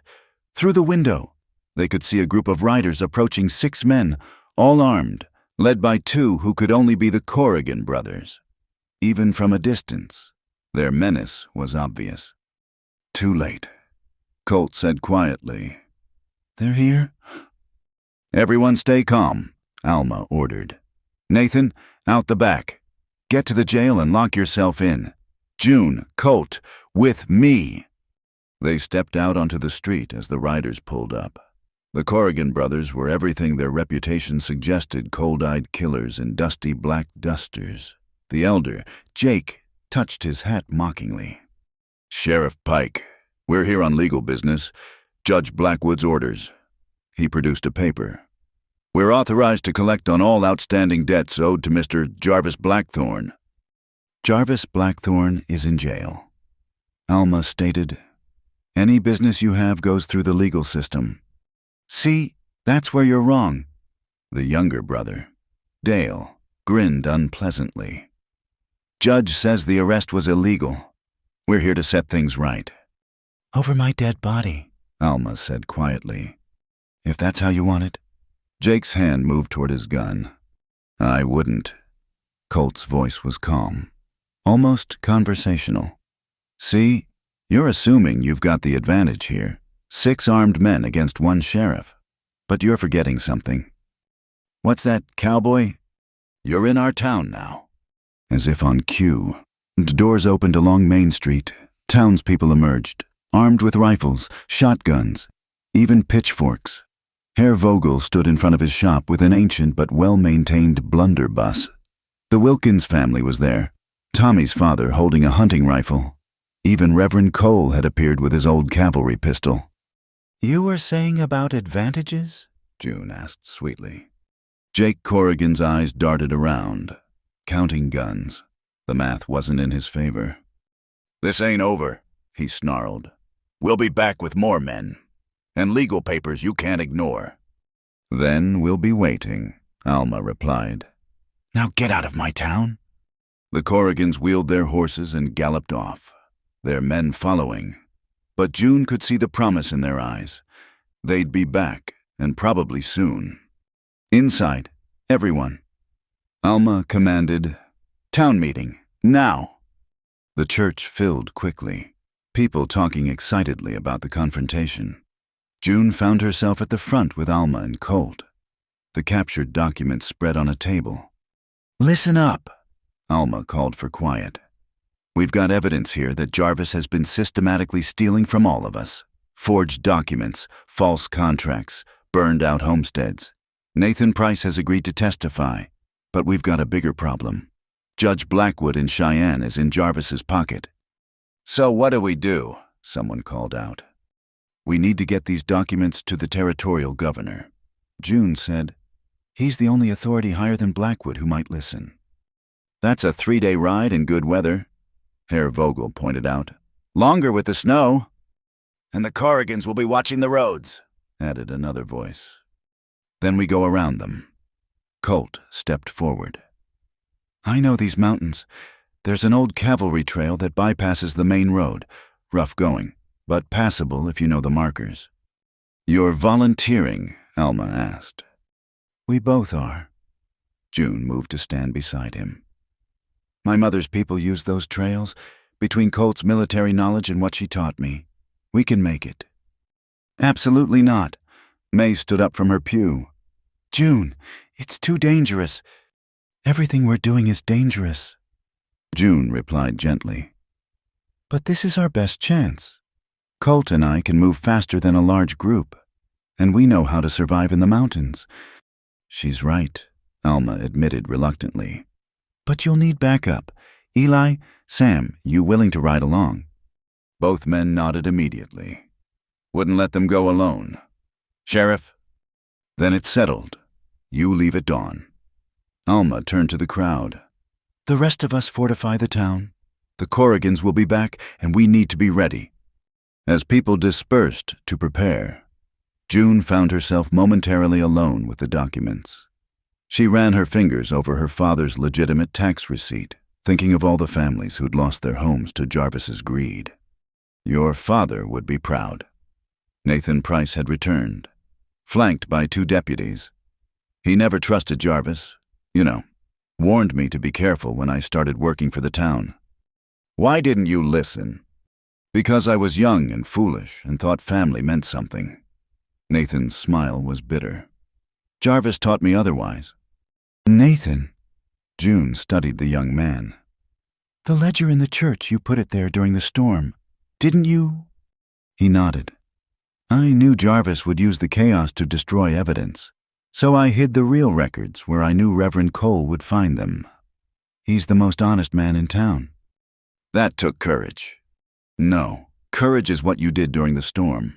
What you're doing now." Nathan straightened. "I just hope it's not too late to make amends." As the deputies led him away, Colt appeared at June's elbow. "You sure about this, the mountains in winter?" "I'm sure." She looked up at him. "We've come too far to let Jarvis win now." Together, then together. That night, June prepared for the journey. She packed the documents in waterproof oilcloth, adding dried food, ammunition, and medical supplies. May helped, her movements sharp with worry. "The old trail is treacherous," her mother warned. "Watch for the marked trees. 3 slashes means danger ahead. And if you see smoke signals—" "I remember, Mother." June hugged the older woman. "We'll be careful." "Careful?" May snorted. "You don't know the meaning of the word, just like your father." Her voice softened. "But also brave like him. Like your birth mother, too. She would be proud."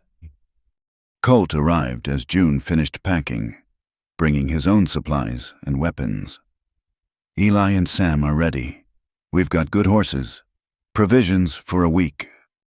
We'll only need 3 days. Plan for the worst. Hope for the best. He checked his rifle. Movements automatic from years of practice. June, there's something else. The Corrigans, I knew them in the army. They deserted after massacring a peaceful village. They're worse than killers, they enjoy it. Then we'd better not let them catch us. That's not. He stopped, seeing her determined expression.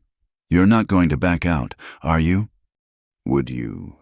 No, he smiled despite himself. Guess that's why we fit together. They spent the remaining hours going over maps, planning routes and fallback positions. The old cavalry trail was marked on Colt's military maps, but June added details from her mother's knowledge water sources, shelter spots, dangerous passages. There's a box canyon here, she pointed. Good for ambush. We'll need to go around. That adds half a day. Better than riding into a trap. As dawn approached, they made final preparations. The townspeople gathered to see them off, pressing supplies and good wishes on them. Tommy Wilkins ran up to June, holding out a small wooden carving. For luck, he said shyly. I made it myself. June knelt to accept the gift, a rough but recognizable horse. It's perfect. Tommy, I'll keep it safe. Keep yourself safe. Alma ordered. That's an order from your sheriff. Yes, ma'am. June swung into her saddle, the weight of the documents heavy in her saddlebags. We'll be back in a week. We'll hold the fort, Herr Vogel promised. Give those bureaucrats hell. Yes. As they rode out, June looked back at Sagebrush Crossing one last time. Her town, her people, everything she'd fought for. The sun was just breaking the horizon, painting the snow-covered buildings gold. Second thoughts? Colt asked. Never. June turned her horse toward the mountains. Let's go make some justice. They rode into the sunrise, 4 riders against the corruption of powerful men. The odds were long, the danger real. But June had learned something in the past week. Sometimes the most important fights were the ones that seemed impossible. Behind them, the church bell rang out, its clear tone carrying across the valley, a promise and a prayer, following them into the wilderness. The real battle for Sagebrush Crossing had begun. The sun hung directly overhead when the riders returned to Sagebrush Crossing, their horses lathered with sweat and dust. June had never been so glad to see the familiar outline of her forge, even as she noticed the unusual crowd gathering in the town square. Something's wrong, Colt muttered, his hand moving instinctively toward his gun. They'd made it to the territorial capital in record time, delivered the evidence to Governor Morrison himself, and secured not only arrest warrants for Judge Blackwood but also a delegation of federal marshals to enforce them. But the journey back had been tense, knowing the Corrigans could be anywhere. Now, seeing Jarvis Blackthorne standing free in the middle of town, June's heart sank.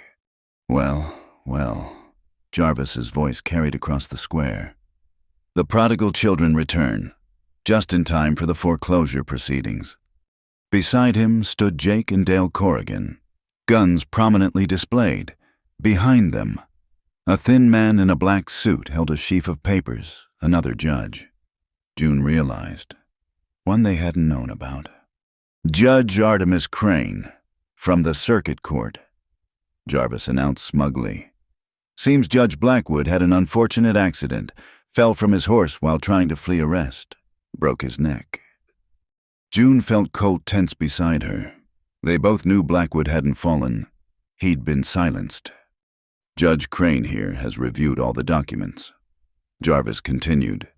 Found everything in perfect legal order, which means, Miss Hollis, your forge now belongs to me, as do half the properties in this town. Those documents are forgeries, June said clearly, dismounting from her horse. We have proof, the territorial governor. The governor's opinion doesn't matter here, Judge Crane interrupted, his voice thin and reedy. I have jurisdiction in this district, and I've made my ruling. June looked around the square. The townspeople stood in clusters, faces grim but determined. She caught Alma's eye. The sheriff gave an almost imperceptible shake of her head. Not yet. Fine, June said, surprising everyone. You want the forge, take it, but I'll need an hour to gather my personal belongings. Jarvis's eyes narrowed suspiciously. 1 hour. The Corrigans will accompany you. Make sure you don't damage anything. Actually, a new voice spoke up. That won't be necessary. Everyone turned to see a group of riders entering town. At their head rode a distinguished man with steel-gray hair and a federal marshal's badge. Marshal Thompson. The man introduced himself. We're here on the governor's orders to investigate charges of corruption, forgery, and murder. Murder, Judge Crane sputtered. There's been no murder here. Really? Thompson dismounted, his movements deliberate. Then perhaps you can explain why Judge Harold Blackwood's body showed signs of strangulation before his supposed fall. The color drained from Crane's face. The Corrigan brothers exchanged glances, hands twitching toward their weapons. I'd think carefully before drawing those guns, Thompson said mildly. My men have rifles trained on you from the rooftops. June looked up, spotting the glint of gun barrels from strategic positions. The federal marshals had arrived ahead of their leader, taking positions while everyone focused on the confrontation in the square. This is preposterous, Jarvis blustered. I am a respected businessman. These are legitimate contracts. Then you won't mind if we examine them closely. June stepped forward, pulling out her evidence, starting with the watermarks that prove they were printed on paper manufactured after the dates they claim to be from. Details. Jarvis waved dismissively. Technicalities that prove systematic fraud. Marshal Thompson finished. Mr. Blackthorne, you're under arrest. Judge Crane. You too. As for you, Corrigan brothers. Dale Corrigan went for his gun. Time seemed to slow. June saw the movement, saw Jake following his brother's lead, saw the federal marshals beginning to react from their positions. But Colt was faster. His gun cleared leather in one smooth motion, the shot cracking across the square. Dale's weapon flew from his hand as he cried out, clutching his wounded shoulder. Jake froze, his pistol half drawn. I'd stop there, Colt said quietly, his gun never wavering. Next one doesn't go in the shoulder. Drop them, Thompson commanded. The Corrigans complied, guns hitting the dirt. Within moments, federal marshals swarmed down from their positions, efficiently disarming and restraining the outlaws. Jake and Dale Corrigan, Thompson said with satisfaction. Wanted for desertion, murder, and too many other crimes to list. You boys are going to hang. As the marshals led the prisoners away, Jarvis made one last desperate attempt. You can't do this. I own this town. I made it what it is. No, June said, stepping forward. You fed off this town like a parasite. The people made it what it is through hard work, mutual support, and sheer stubbornness. She looked around at her neighbors. That's what you never understood. Jarvis, you can forge documents, hire gunmen, bribe judges, but you can't forge community. You can't buy the human spirit. Pretty words, Jarvis sneered. But words won't... His voice cut off as a figure pushed through the crowd. Nathan Price, flanked by Alma Pike, carried a box of documents. Mr.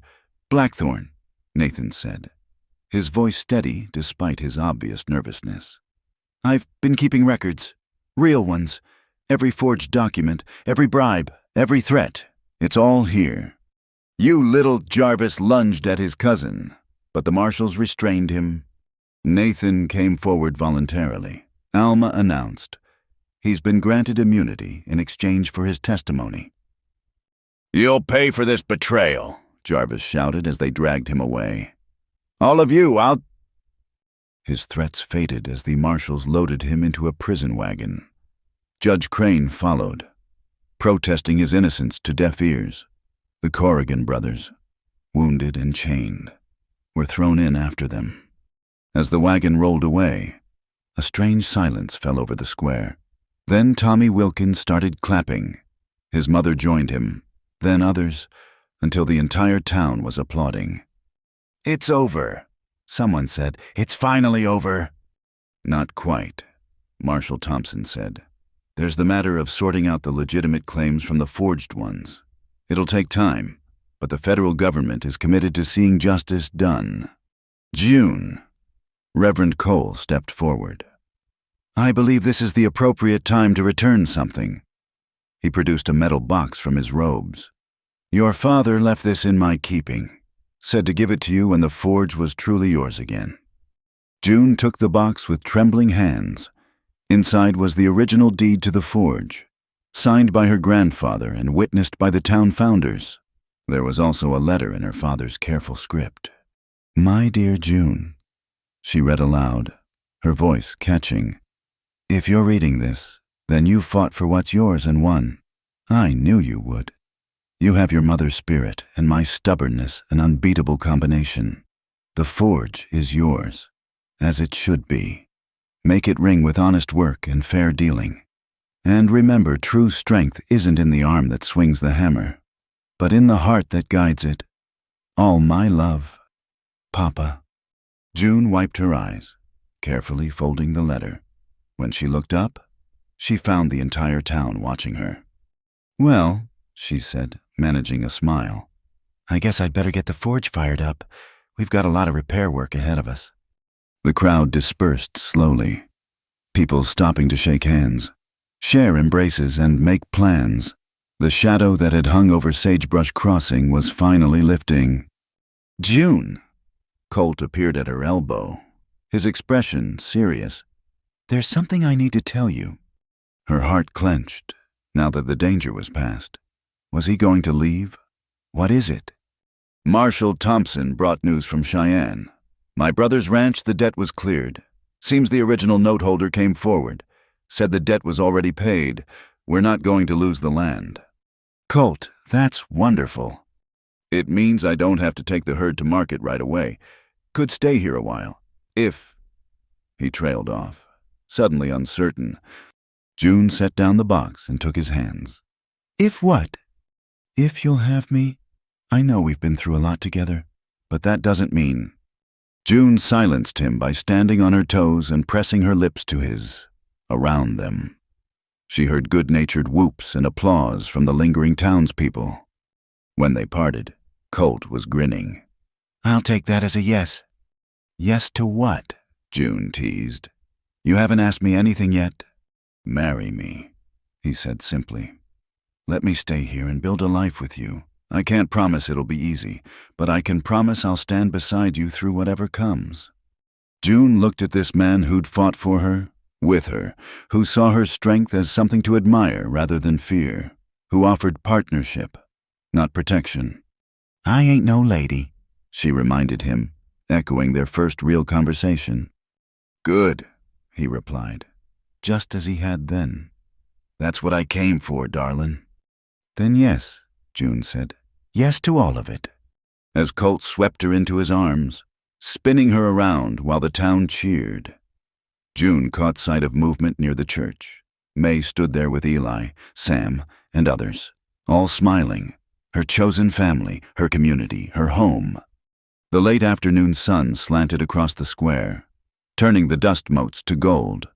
Somewhere, a church bell began to ring, not in alarm this time, but in celebration. "So," Colt said, setting her down but keeping his arms around her. "What now?" June looked around at her town, battered but not broken, wounded but healing. There would be work to do, certainly, properties to restore, trust to rebuild, lives to mend, but they would do it together, as they always had. "Now," she said, "we get to work. There's a town to rebuild and a life to start. Together." Together! As they walked back to the forge, hand in hand. June heard the familiar sound of hammers on anvils from Herr Vogel's shop, the ring of honest work resuming. Soon her own forge would add to that chorus, the rhythm of creation replacing the discord of corruption. Behind them, Marshall Thompson was organizing the cleanup. Nathan Price was being congratulated for his courage, and Alma Pike was already planning how to prevent such corruption from taking root again. But June's focus was forward on the forge that was truly hers, the man beside her, and the future they would build with their own hands. The sun was setting over Sagebrush Crossing, painting the sky in shades of rose and gold. It had been a long, difficult journey from that first dawn when Colt Merrick rode into town, but as June opened the door to her forge, preparing to stoke the fires that would burn honest and true, she knew every struggle had been worth it. She was June Hollis Blacksmith, fighter, and definitely not a lady, and that was exactly who she was meant to be. The forge roared to life, sparks flying up into the gathering dusk like stars being born, and in that light, a new chapter began for Sagebrush Crossing and all who called it home. 6 months had passed since Jarvis Blackthorn's arrest, and Sagebrush Crossing bore little resemblance to the town gripped by fear and corruption. June stood in the doorway of her expanded forge, watching the morning bustle with satisfaction. The new addition Colt and his men had helped build doubled her workspace, allowing her to take on apprentices. "Morning, Miss June," Tommy Wilkins called out, racing past with his friends. The boy had grown 2 inches since the blizzard, his cheeks rosy with health. "Morning, Tommy. Tell your mother I'll have her pothooks ready by noon." The familiar ring of hammer on anvil filled the air not just from her forge, but from the teaching station where Herr Vogel worked with 3 young apprentices. The old German blacksmith had become her partner in the expansion, combining their resources to create something neither could have managed alone. "The church bell frame is coming along well," Vogel observed, examining the intricate ironwork June was crafting. "Your father would be proud." June smiled, running her hand over the decorative scrollwork. The old church bell, damaged in the fire Jarvis had set, was being reframed with something beautiful, a symbol of the town's resilience. "Mail's here." The cry went up as the postal coach rumbled into town. June set down her hammer, wiping her hands on her leather apron. She was expecting a letter from the territorial capital about the new laws being passed to prevent future corruption. But it wasn't just mail the coach brought. As the dust settled, Eli Merrick jumped down, grinning broadly. "June, where's my brother?" Eli June embraced her soon-to-be brother-in-law. "He's out at the Hendersons, helping them rebuild their barn. What brings you back?" "Got news, big news." Eli's eyes sparkled with excitement. "But I'll wait until Colt's here to share it." While Eli went to find his brother, June returned to her work. The rhythm of the forge soothed her as always, the heat and sparks familiar as breathing. She was just finishing a delicate horseshoe when familiar arms wrapped around her waist. "Sneaking up on a woman with a hammer is dangerous," she said, leaning back against Colt's chest. "I'll risk it." He pressed a kiss to her temple. "Eli says he has news." They gathered in the small office June had built beside the forge, another new addition. May brought coffee and fresh biscuits, settling beside them with the ease of family. "All right, Eli," Colt said. "What's this news that couldn't wait for a letter?" Eli pulled out a document, official-looking with several seals. "Remember how we were worried about keeping the ranch well? I've been talking to some folks. The railway's coming through, right past our land. They want to buy a section for a depot and stockyard." Colt frowned. "We're not selling the ranch." "Not the whole ranch," Eli interrupted. "Just the eastern section, the part that floods every spring anyway. They're offering enough to not only secure the ranch, but to expand. And here's the best part, they want to contract with us for regular cattle shipments. No more long drives to market. We can ship directly from our own land." June watched Colt process this information, seeing the moment he understood what it meant. Stable income, a permanent base. The wandering life could end if he chose. "There's more," Eli continued, glancing at June. "I was thinking, with the extra money, we could invest in something here in town. Maybe a freight business, connecting Sagebrush Crossing to the railway. Town's growing, it'll need reliable transport. A freight business would need a lot of metalwork, June mused. Wagon repairs, horse equipment. Almost like it would guarantee steady work for the local blacksmith. Colt said with a slow smile. Funny how that works out. Eli's grin was infectious. So, what do you think? Colt looked at June, a question in his eyes. She nodded, understanding passing between them without words. I think, Colt said, we're going to need to plan a wedding before we plan a business. Can't have my business partner being anything less than my wife. May clapped her hands. Finally, I was beginning to think you two would court forever. It's only been 6 months, Mother, June protested. 6 months of making moon eyes at each other, May retorted. In my day, that was 5 months too long. The wedding took place 2 weeks later, on a crisp October morning that painted the mountains in shades of gold and crimson. The whole town turned out, cramming into the little church that bore June's restored bell in its tower. June wore her mother's wedding dress, carefully altered by the seamstresses in town. It was simple, practical, nothing like the elaborate gowns in the catalogs from back east. But the blue ribbon from her daily work was woven into her hair, and her father's hammer pin adorned the collar. She was exactly herself, exactly as Colt loved her. Reverend Cole performed the ceremony, his voice warm with genuine affection for the couple who'd helped save his church and his town. When he asked if anyone objected, Sheriff Alma Pike pointedly rested her hand on her gun butt, drawing laughter from the congregation. I now pronounce you husband and wife. Cole declared, you may kiss your bride. Colt cradled June's face in his hands. I love you, Mrs. Merrick, even if you ain't no lady. Especially because I ain't no lady, June corrected, and kissed him soundly while the church erupted in cheers. The celebration that followed filled the town square. Tables groaned under the weight of food contributed by every family. Herr Vogel had crafted a beautiful horseshoe arch decorated with autumn flowers. The saloon under new, honest management provided music and drinks. Even Nathan Price attended, his testimony having helped convict not only Jarvis but an entire network of corrupt officials. As the sun set, painting the sky in brilliant oranges and purples, June found herself on the new bridge over Dry Willow Creek.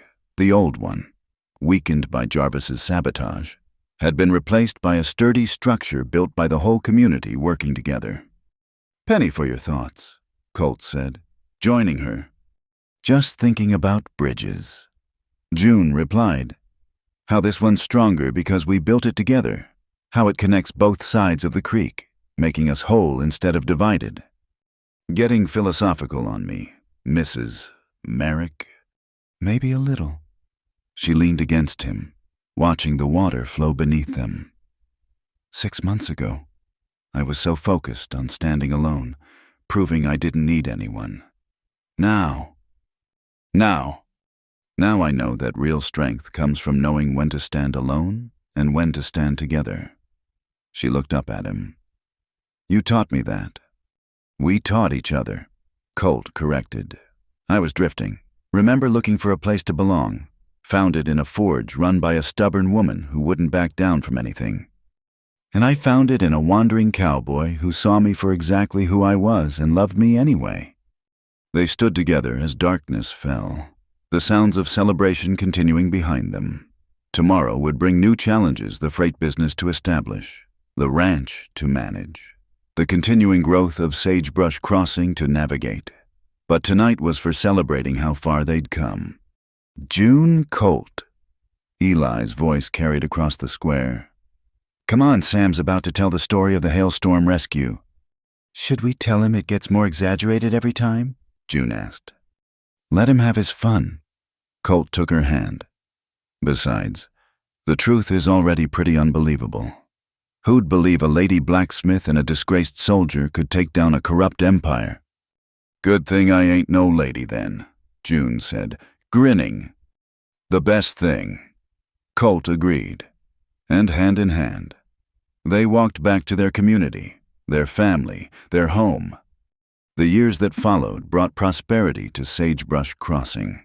The railway depot Eli negotiated transformed the town into a thriving hub, June's Forge, now officially Hollis and Vogel Ironworks, employed 6 apprentices and shipped custom metalwork across the territory.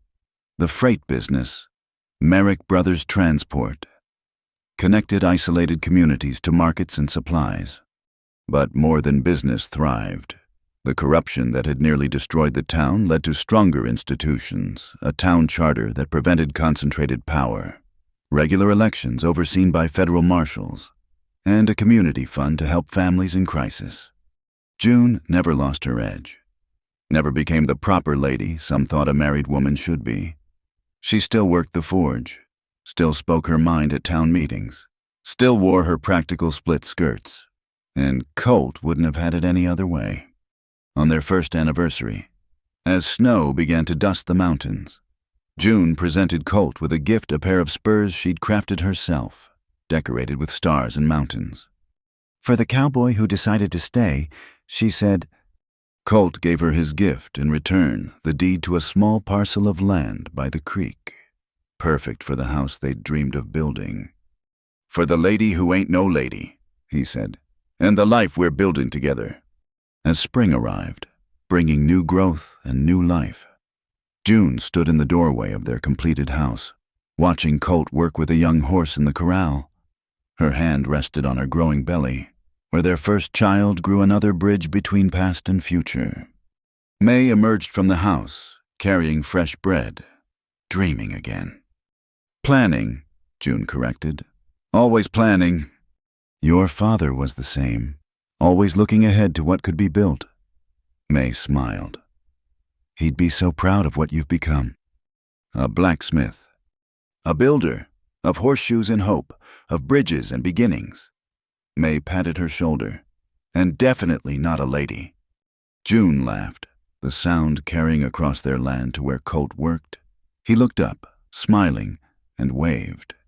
Behind him, the town of Sagebrush Crossing bustled with honest commerce and community spirit.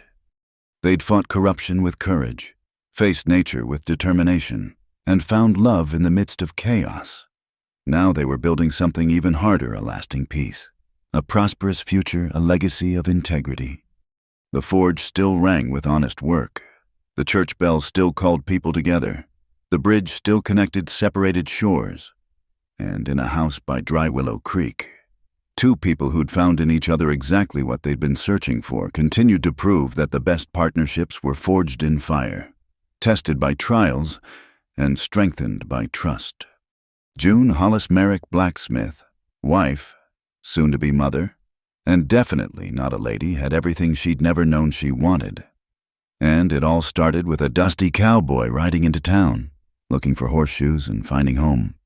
The hammer still sang against the anvil, but now it sang of building, not just repairing, of creating, not just surviving, of love that saw truly and chose freely.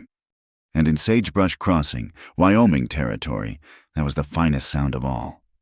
Thank you so much for listening to this Wild West love story. I hope June and Colt's journey touched your heart as much as it did mine. Where are you listening to this tale from? Please share in the comments below. I'd love to hear your thoughts and connect with fellow Western romance enthusiasts from around the world. If you enjoyed this story, please subscribe to Wild West Night for more tales of courage, love, and adventure in the American frontier.